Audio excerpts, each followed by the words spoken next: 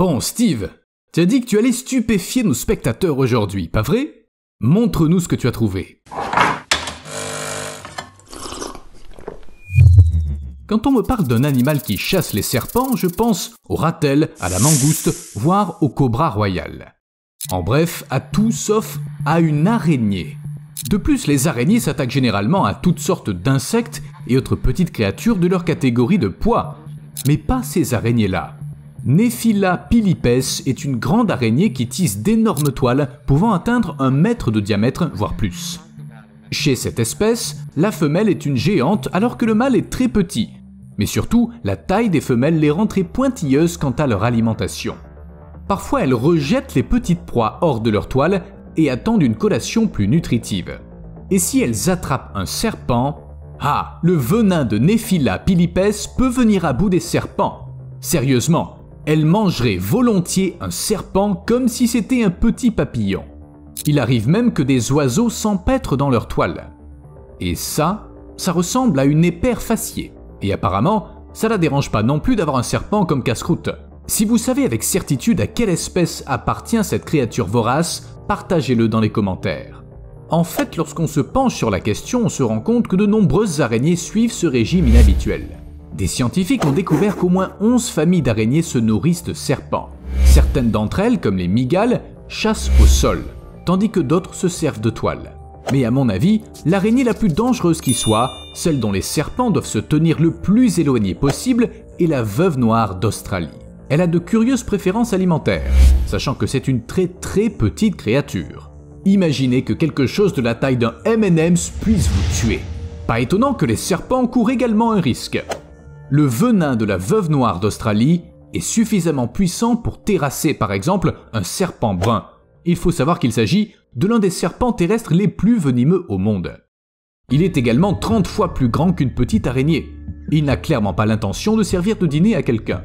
Mais la toile de la veuve noire d'Australie pend jusqu'au sol, de sorte que le serpent peut y pénétrer par accident, simplement en rampant. Puis l'araignée utilise des fils plus collants afin de soumettre totalement la proie récalcitrante. Il ne reste plus qu'à la mordre à la tête et au corps, à l'envelopper dans une toile et à la manger tranquillement dans un coin. Et c'est pas un cas unique. De temps en temps, les scientifiques et même des gens comme vous et moi voient des veuves noires d'Australie attraper des serpents bruns. Et à chaque fois, ça donne l'impression qu'il est tout simplement impossible à une petite araignée de dévorer une proie aussi grosse. Mais si la veuve noire d'Australie entendait ça, elle dirait sûrement « Regardez bien ». Il est bien sûr impressionnant de voir à quel point ces créatures sont voraces et mortelles. Mais bon, on s'attend tous à ce que les araignées soient assoiffées de sang. Alors que quand on voit cet oiseau, on n'imagine pas que c'est un meurtrier cruel. Voici une pie-grièche migratrice, de la famille des pie-grièches. Elle pèse environ 50 grammes, mais elle a hérité du surnom d'oiseau boucher parce qu'elle empale ses proies sur les branches épineuses et les clôtures de fils barbelés. C'est l'idéal pour stocker de la nourriture, surtout lorsque les proies sont rares et qu'il faut faire des réserves. Insectes, moineaux, rongeurs et lézards sont au nombre des victimes de la pie-grièche, ainsi que les serpents.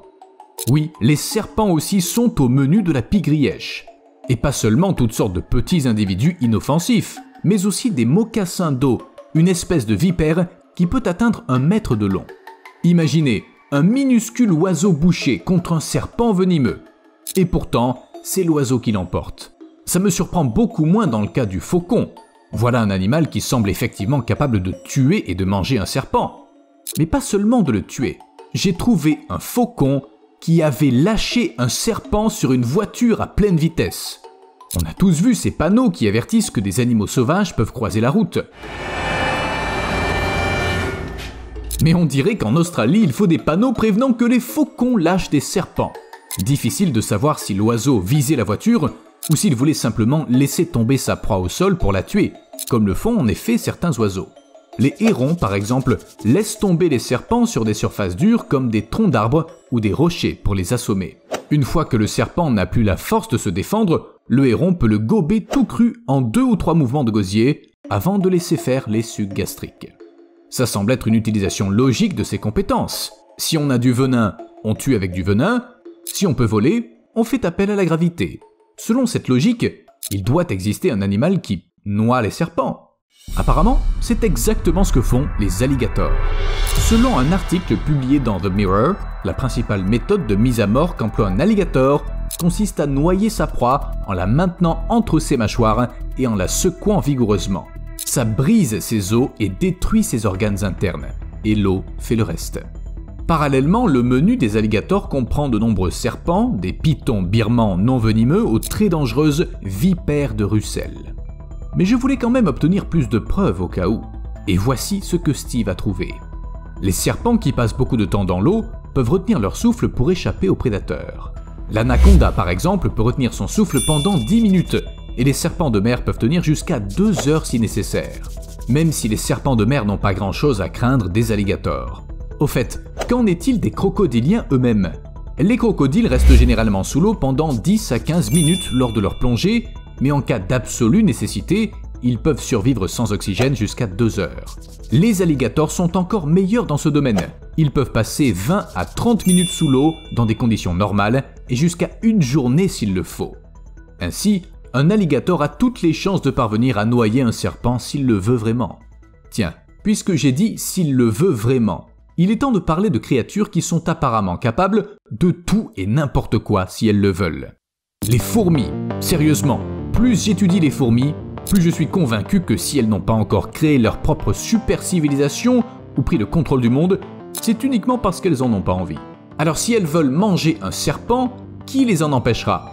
Le comportementaliste animalier Sean O'Donnell a été témoin de la façon dont des fourmis soldats de l'espèce Cheliomyrmex andicola ont dévoré la carcasse d'un serpent.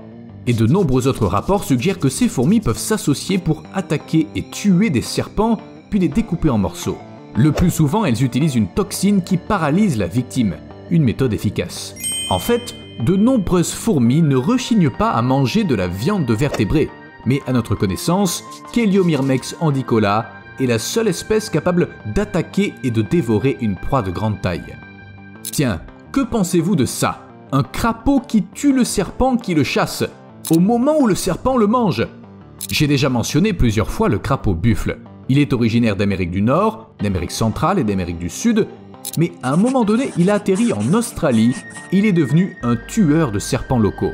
Pourtant, le crapaud lui-même ne fait rien de spécial, il vit simplement sa vie de crapaud, et le serpent le chasse, c'est tout. Mais le fait est que le crapaud buffle est un très grand amphibien qui peut se retrouver coincé dans la gueule du serpent.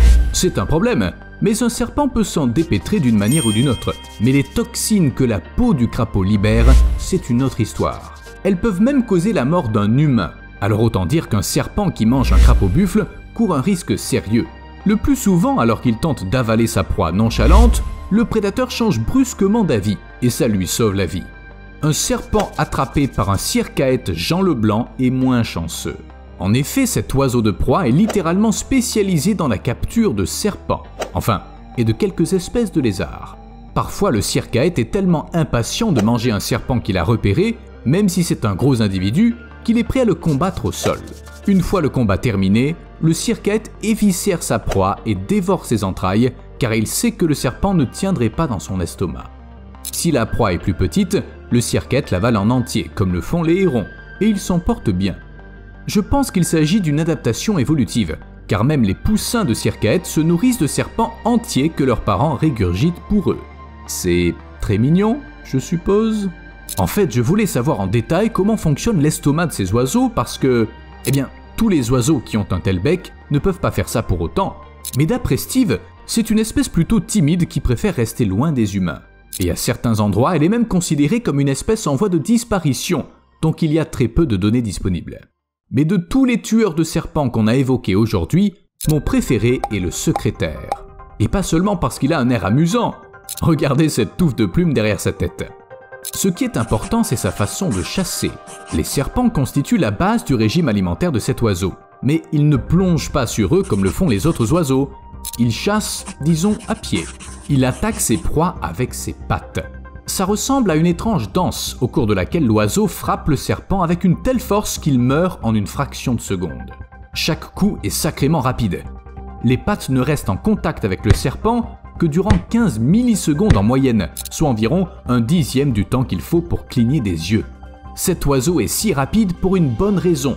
Quand notre menu comprend des serpents venimeux, il faut vraiment agir vite si on ne veut pas mourir. On pourrait croire que le secrétaire n'est pas très costaud, mais à l'échelle humaine, c'est comme si Steve donnait un coup de pied avec une force d'une demi-tonne.